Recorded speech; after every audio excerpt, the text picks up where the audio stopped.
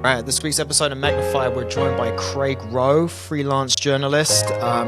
Most of our listeners will probably know you from your work with Inman, which I definitely want to get into, but I understand you also cover a bunch of different industries. So if you want to kind of give us an overview of your work as a journalist, and we'll kind of dive into the more real estate focused things. Yeah. Well, thanks very much for having me, man. I really appreciate it. Good to be here. And just for others' edification, the last name's actually pronounced Rowe, but you wouldn't know I that. apologize. Oh. No one knows that. It's totally fine. Well, I have to explain it often. As a person with the name Paolo, I feel your pain. Yeah, for sure. No doubt. I have always been on the creative side, ultimately in the real estate space. I started early, like 2000, very late 90s, in the commercial space, working for CBRE, the big global commercial firm. Yeah, and I was a young kid. I was in just like a marketing pen of a bunch of marketing assistants working for tenant rep brokers, asset managers in the commercial space.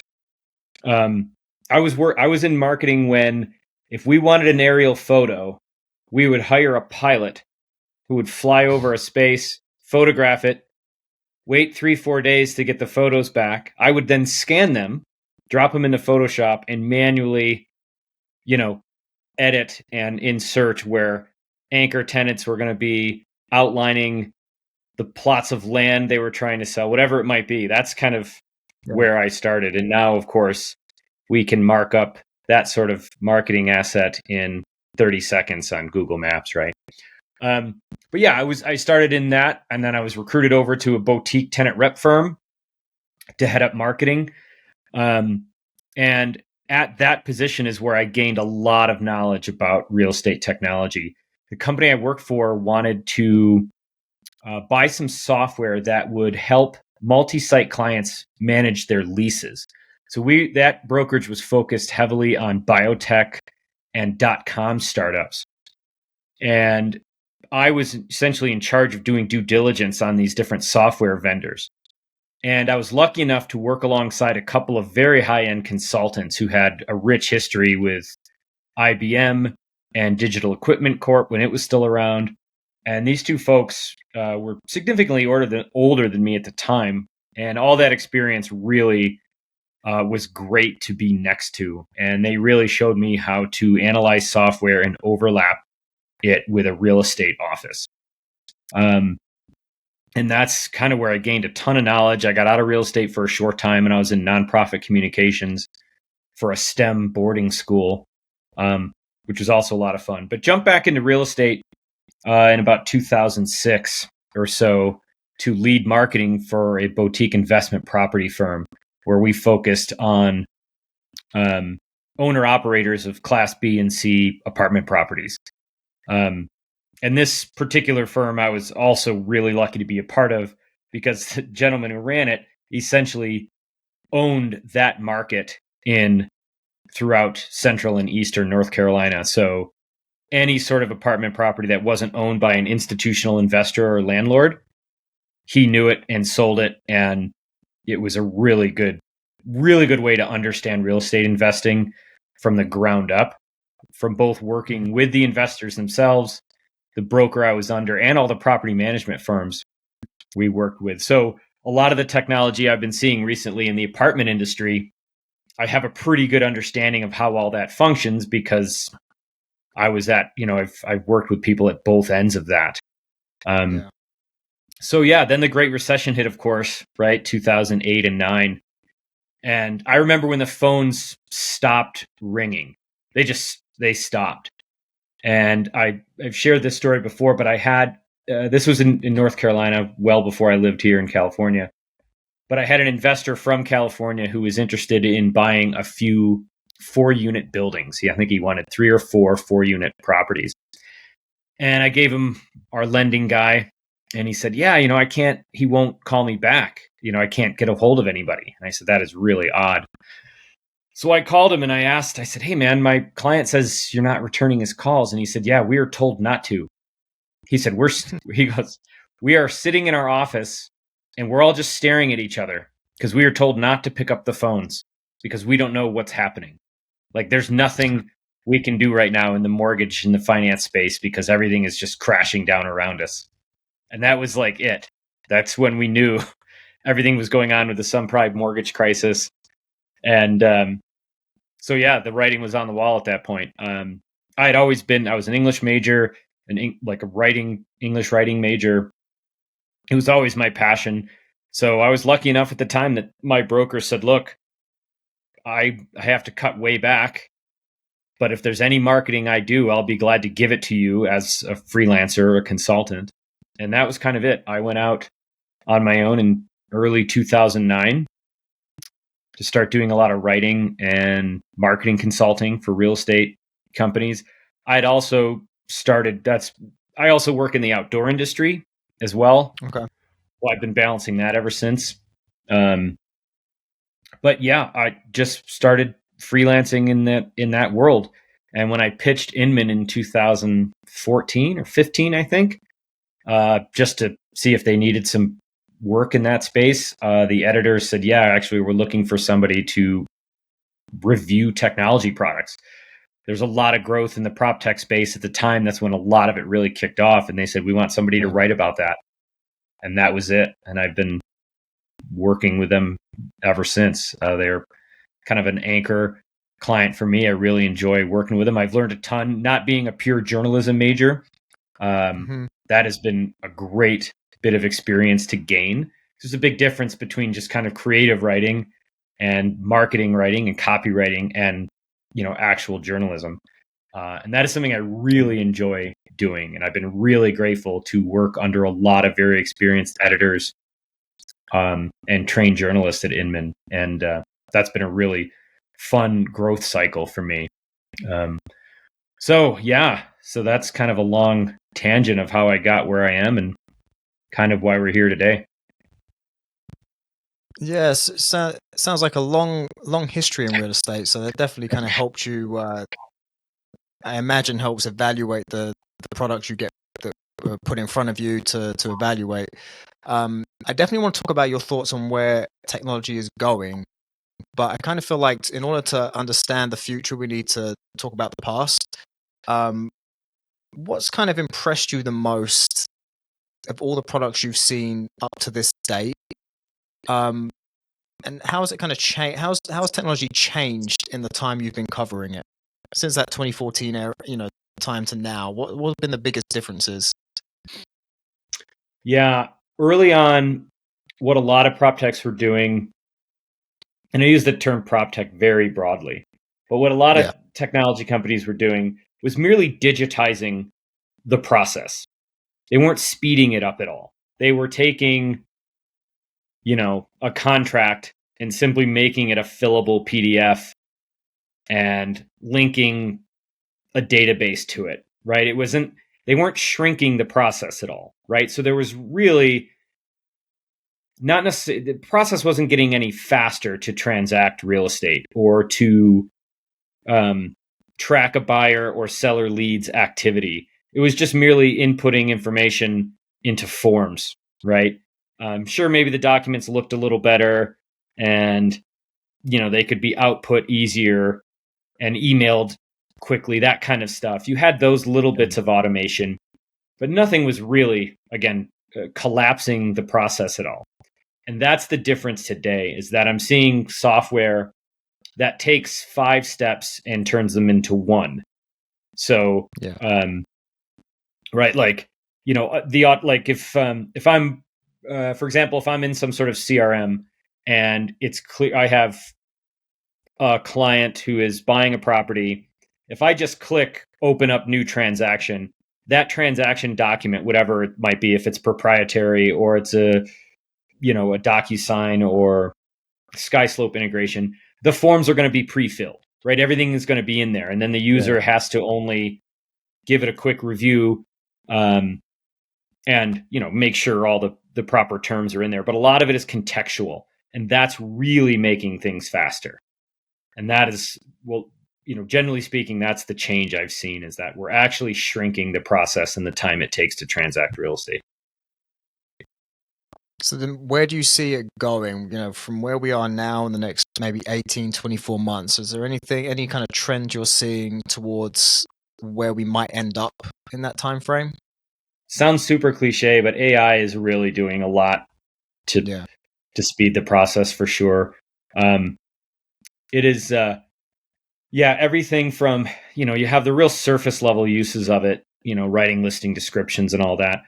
But one thing it Yeah. is doing is now that AI is learning context, instead of just like universally providing the same answer or service to all users of a AI interface, it now knows the individual users, right? So it can quickly create emails that are contextual, that have actual information about that client and the homes they're looking at.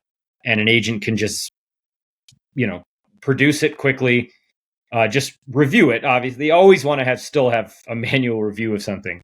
But it can just be created easily with all the right accurate information and sent out. And you can do the same sort of stuff with blocks of leads. If you have 10 potential clients that are all interested in some new up and coming neighborhood, you can email them all at once, and every email that gets sent will have some level of personalization. And that's done in 25, 30 seconds, as opposed to having to manually create some sort of email sequence and make sure every message is correct and has something unique inside it. Where that's really headed, where a big value, I think, is in like email marketing segmentation. Like that is one thing where agents, I think, have always lagged, is making sure that when they're sending email campaigns, that each one appeals to a specific, category of leads or prospects. And it's a little bit manual and they don't like to do it, but AI is really helping in that capacity, among a number of other uses as well. In that aspect, talking about segmenting for our agents listening that may not know what that means, do you want to dive into that a little bit? Just what the actual meaning of that is? Sure, For email separating your marketing. audiences. So let's say, for example, you have a block of 100 prospects you've been working for some time. Not all of them are going to be interested in the same neighborhood. They're not all working in the same price range. They may not even have pre-approval yet. What you want to do is be able to separate those people out. You want to knock them down into as tight a group as possible, right? The more specific you can be about a customer, the better, right? Personalization. It doesn't just mean putting their name at the top of the email. It means finding some sort of way to address their specific situation in the market.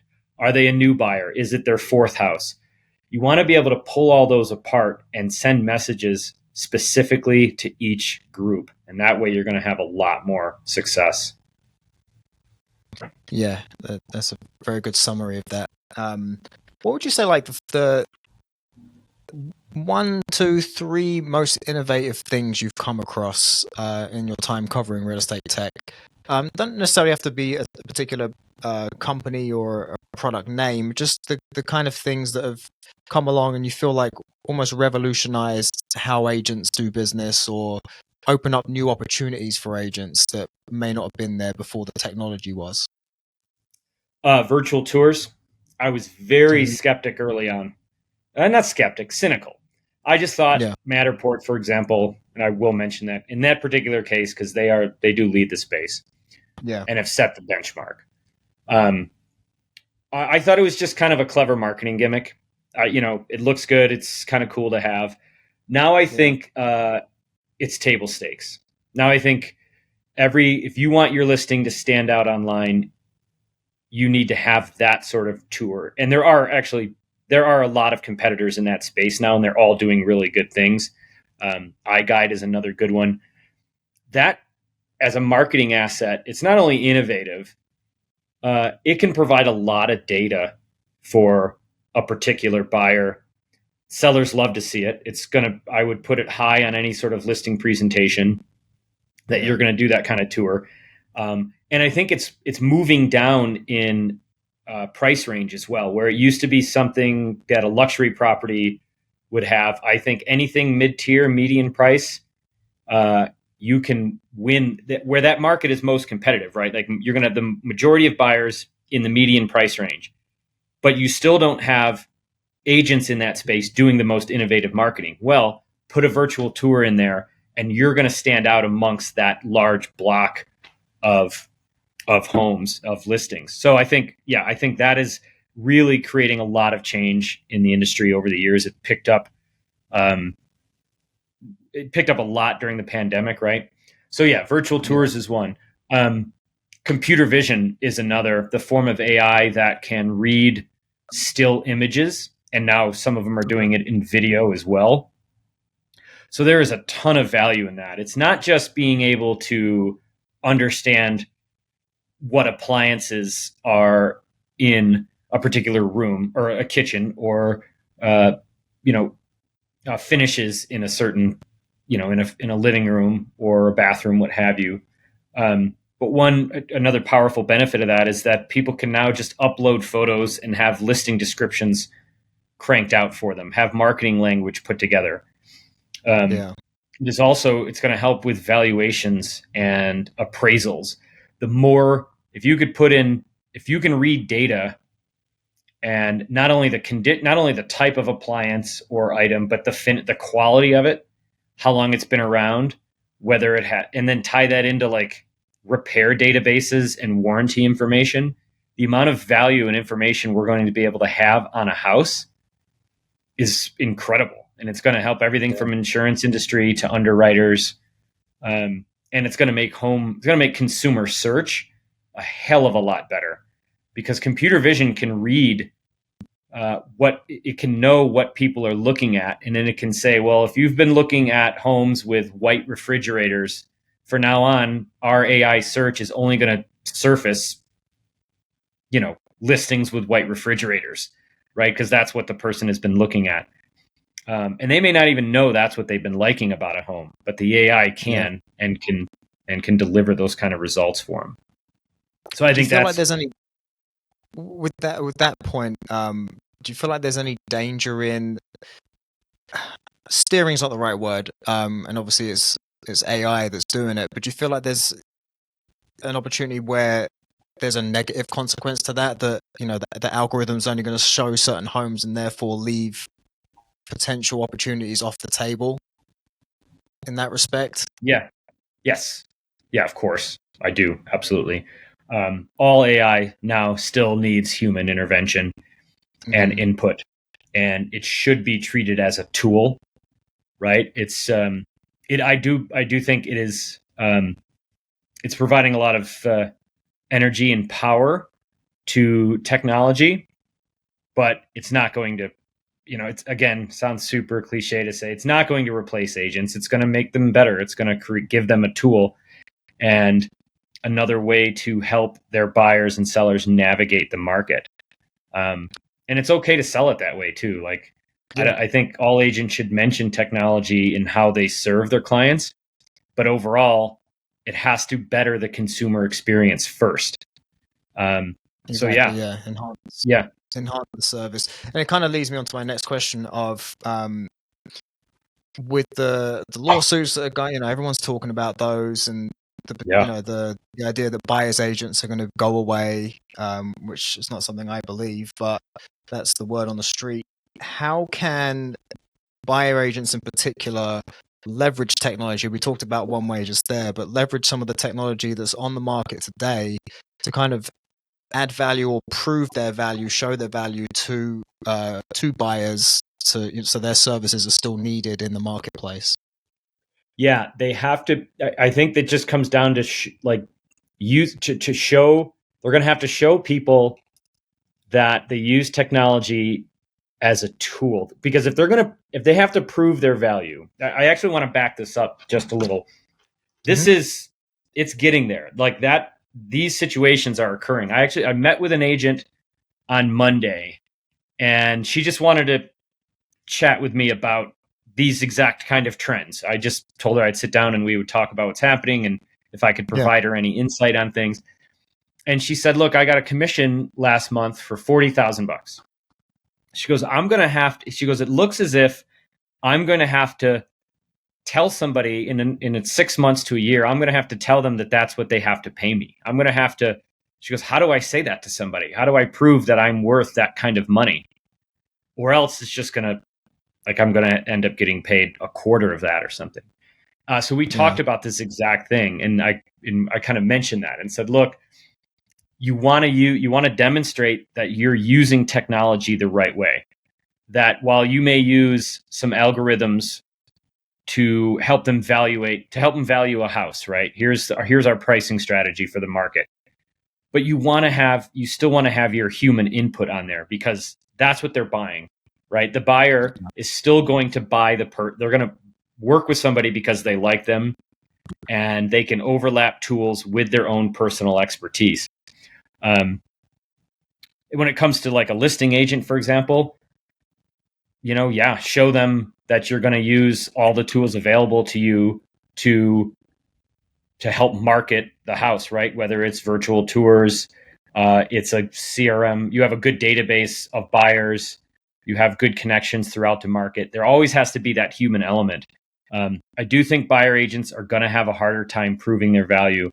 And the last thing they want to do is just say that, look at all these great technology tools I use. It has to be more than that, right? They're going to have to combine what they've done in the past with tools they can use, the tools they have at their disposal. I just think it's going to be a delicate balance. I don't know if technology is going to be the answer for them going forward. They have to have a strong marketing message. Like, they're going to have to be salesmen. Yeah. Like, I do believe that they're going to really have to learn how to sell themselves to the consumer. Yeah, and I think one value play for buyers agents, it's not really a play. It's just the real deal for it is, buying a home is an emotional purchase, right? It's a very stressful. I've worked with, I'm an agent myself too, and I've worked with people that I know very well, family, and it brings out the worst in people. So I think there is a coaching aspect to it, right? So even we're talking of technology and everything, but there's also the other side of the spectrum where it's a human. I think you said it yourself. It's a human thing. It's being able to navigate people's emotions, and I think agents, you can still leverage technology for this, but focusing on that, I think, is really where the value is for buyers agents, because ultimately it's the buyer's interest that needs to be looked after in a transaction that you're not going to get if they're working with just the listing agent. So, right. We're talking of technology, but I definitely think that's an area that agents could look to. I agree fully. I want to kind of a bit of a fun question, and again, you don't have to say any names so we don't get into trouble. Any big misses in technology? So something that came to the market with a big fanfare, lots of hype, and then just completely bombed. Anything you can think of? Yeah, I think I'll say names. I think I wanted, like, what's CoStar doing with homes.com? With HomeSnap was a great app. I loved it. I thought it was a great alternative to the big portals. And I don't know, I'm not seeing anything impressive from it. They had I write about this in my year-end piece for Inman, my year-end tech piece. They've made some ground up in traffic, in gaining more people, but I don't even understand what the point of that. I don't know why they consider getting more views to be some sort of big win. I mean, they're not there yet, and they keep talking about it, but to what end? Like, why is that such a big deal to them? Are they serving the consumer any better just by having more views? I don't know if they are. I mean, I know what they really want. They want more agents to recommend homes.com and provide and buy whatever services they're going to end up selling. But I don't know if it's a full miss yet, but every time you hear Florence talk about it, he talks about like he's already won. And I don't know. I think he should have just left HomeSnap go, like, keep doing what it was doing. I don't know. I think that's a real I don't know. Yeah. Again, I don't know if I define it as a miss, but it was something I was pretty psyched about, and now I don't care much about it until they do something unique. Yeah. Well, maybe not even a product then, or you mentioned virtual touring as something that kind of took you by surprise. Anything the other way around where you were like, you reviewed it and you were like, this is awesome, this is great, and then it just after a year or two just kind of flamed out?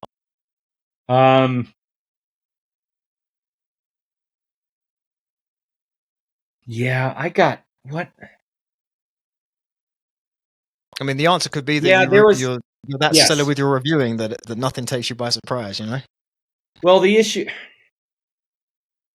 I think generally, I think what I get fired up about products that don't always make it, and I'm going to make this sounds like I'm giving myself an excuse, but I think a lot of times it's sales. They don't know how to sell it. The real estate market is very difficult to sell to. Yeah. Right.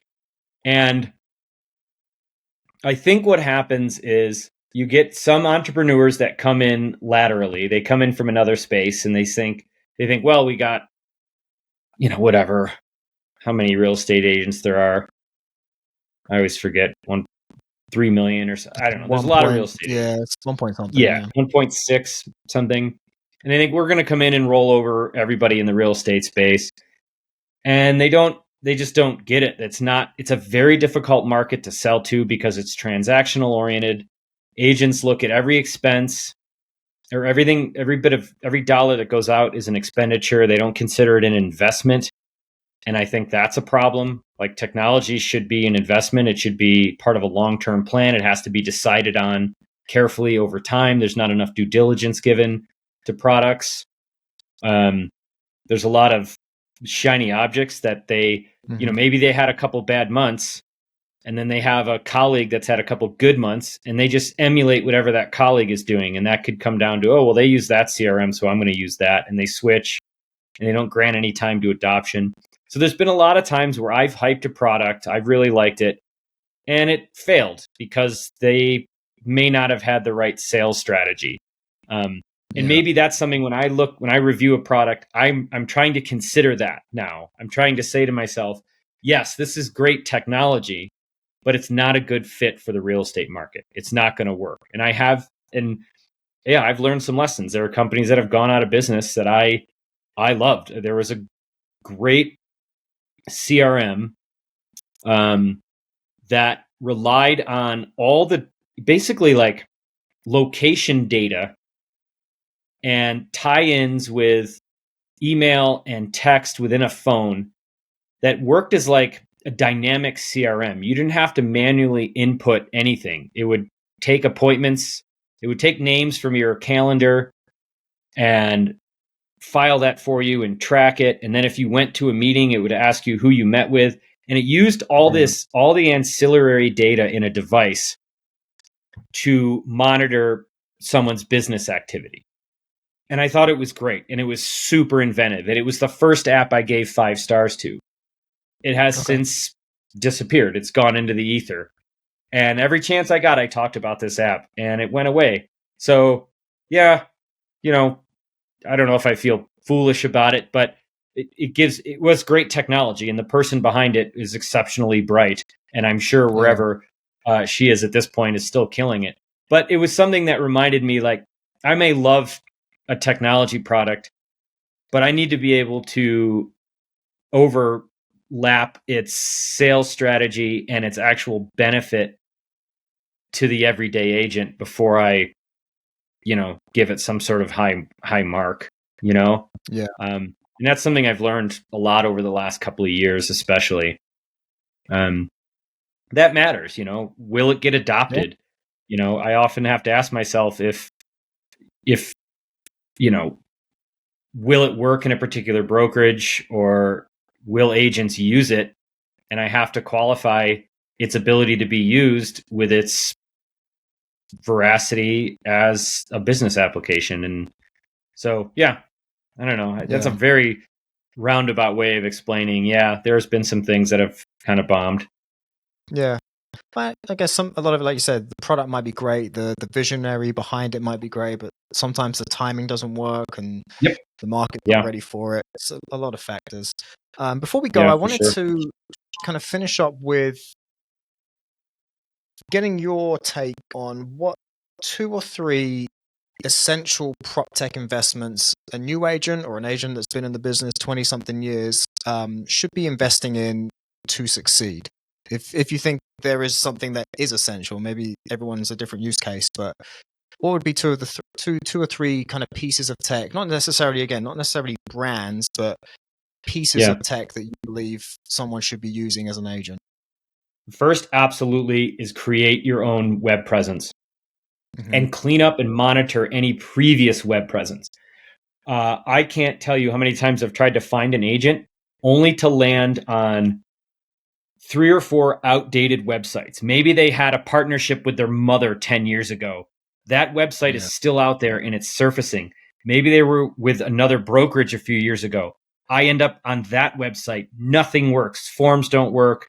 Phone numbers are outdated. The headshot's old, but it's still out there and it's confusing to the consumer because agents, you are getting Googled every time somebody refers you. They're looking you up online. So have a clean, definitive, up-to-date web presence.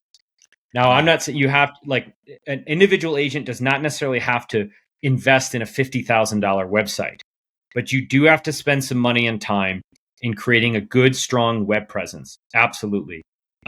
If your brokerage provides you some just shoddy template where you upload a picture and a bio, I don't know. Like, find a way to minimize that. Create something that is your own, and spend time on that. That I think is absolutely critical. I do think agents need some form of CRM, and it doesn't have to be a huge investment. You don't have to get some sort of enterprise level product, but find a way to track your leads and contacts. Use it digitally, use the tools available to you. And again, a lot of CRMs have merged into kind of becoming quasi marketing platforms, right? They provide all kinds of different like tools, and like you don't have to necessarily go down that road. There's a lot of great products out there, but you don't have to use all of that. But absolutely use some sort of software to keep in front of who's doing what when. That's valuable information, and spend the time learning it. Don't just, check in with it once or twice a day or not. Like, spend time using it. Use your technology wisely. It will pay off down the road. Absolutely. If you create a strong database and you know where your people are and it's up to date and you're keeping track of it, it absolutely will pay off, but you have to commit to it. So good CRM, good website. And this is very old school of me, but absolutely, when it comes to listings, get good photography. And this can be like, look, our phones, along with like an app that edits photos, like that can work in a lot of cases. They are fantastic. So invest time in photography and making a listing look good. That is, like I said, it's kind of as old school as it gets, but you can put a modern spin on that stuff, but make your properties look good. And you don't have to they don't have to do every room in a house. Pick a few rooms, get a bunch of photos of them, make them look good by all means. That I think is important, and it's really neglected these days still, right? Those are quick 3 things. So many great apps. To your last point, I was on Brownie Box the other day, just checking their site out. Great tools on there, very affordable. And did I say it the wrong way around? Yeah, is it Brownie Box? Yeah, you know what it is? You know what Box Brownie is? It's it's Kodak's first consumer grade camera. That's what they called it. Was the Box Brownie? I'm just thinking of the food. It's one of my favorites. But yeah, so it's interesting, right? So the answers you gave, it kind of goes to show that as much advancement as we've had in technology, it really all comes back down to the basics, and the technology that is really the most influential in an agent's success is, it goes back to the, one of your first answers about it. It really just enhances the process or speeds the process up for an agent, because it comes back down to those same basic things, right? Having a web presence, making sure you're staying on top of your reach outs and your database, and then making things look good.